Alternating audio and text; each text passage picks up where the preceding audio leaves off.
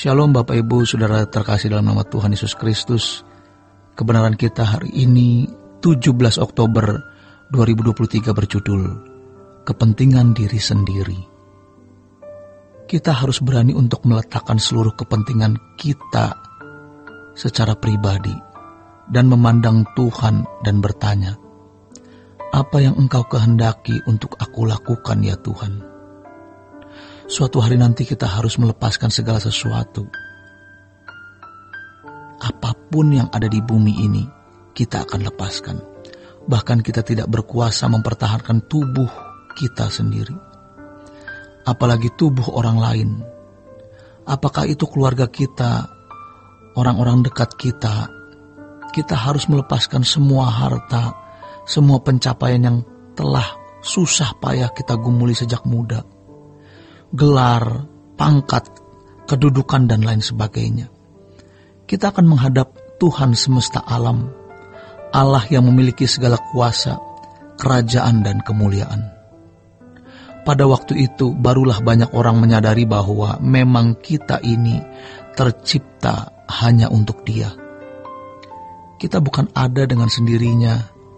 Kita ada di bumi ini karena ada yang menghendakinya. Setiap orang ketika dilahirkan di bumi oleh Allah, di dalamnya juga termuat rencana-rencana Allah. Tentu rencana damai sejahtera.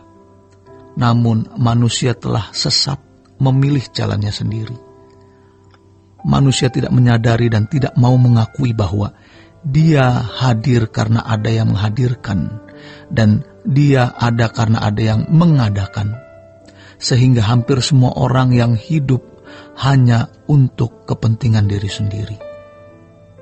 Bahkan ketika menjadi seorang rohaniwan atau orang yang aktif dalam kegiatan pelayanan gereja atau pelayanan pekerjaan Tuhan, di dalamnya dia masih ada dalam belenggu cara berpikir yang salah, yaitu hidup untuk kepentingan dirinya sendiri. Kita melihat kenyataan bagaimana gereja menjadi sarana orang untuk memperoleh keuntungan.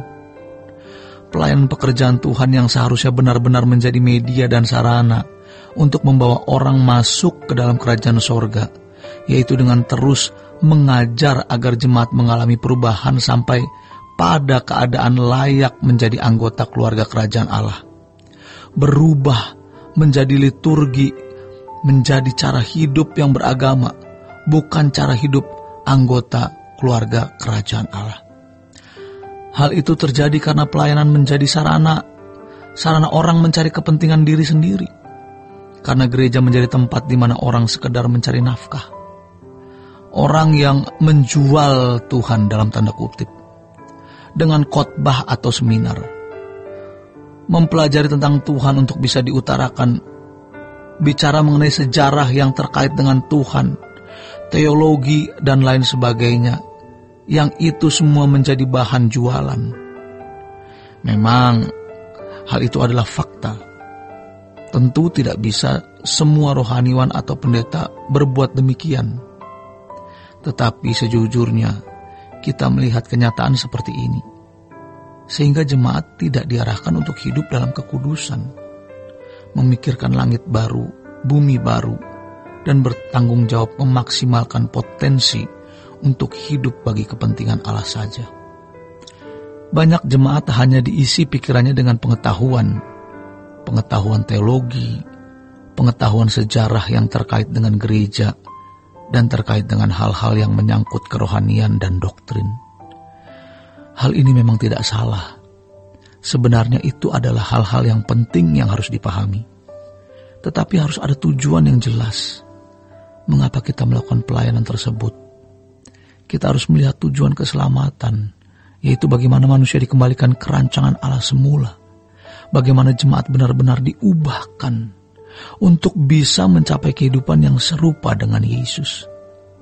Sehingga setiap jemaat dapat berkata, hidupku bukan aku lagi, melainkan Kristus yang hidup di dalam aku.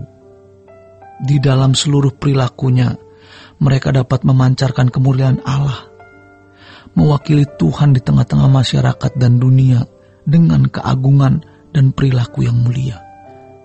sebagaimana seharusnya seorang anak Allah mewakili Bapa dan mewakili Tuhan Yesus, yang pada akhirnya kalau sungguh-sungguh seorang terus diubah dan mengenakan Kristus dalam hidupnya, maka hal itu benar-benar menyenangkan Tuhan. Karena orang-orang seperti ini pasti hidup hanya untuk kepentingan Tuhan. Dalam prinsip hidup yang seperti ini diucapkan Tuhan Yesus, makananku melakukan kehendak Bapa dan menyelesaikan pekerjaannya.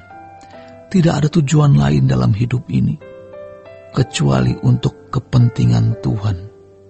Kita harus mengerti bahwa semua kita adalah hamba-hamba Tuhan, full-timernya Tuhan. Hidup hanya untuk kepentingan Tuhan. Kita bukan orang-orang hebat. Kita orang-orang yang rusak, yang mestinya terbuang. Tetapi Tuhan berkenan mengambil kita untuk memberi kita kesempatan berubah dan bertobat. Jangan sia-siakan kesempatan ini. Kita mau gunakan kesempatan ini untuk benar-benar berubah dan bertobat. Dan akhirnya kita hidup hanya untuk kepentingan Tuhan. Seperti yang dikatakan Paulus dalam Filipi 1 ayat 21, bagiku hidup adalah Kristus dan mati adalah keuntungan. Kalau kita sudah hidup sepenuhnya bagi Tuhan, maka kematian kita menjadi saat yang kita dan Tuhan nantikan. Karena itu adalah kebahagiaan. Demikian kebenaran kita hari ini. Selamat berjuang untuk memenuhi panggilan Tuhan dan hidup sepenuhnya bagi Tuhan. Tuhan Yesus memberkati. Sola Gracia.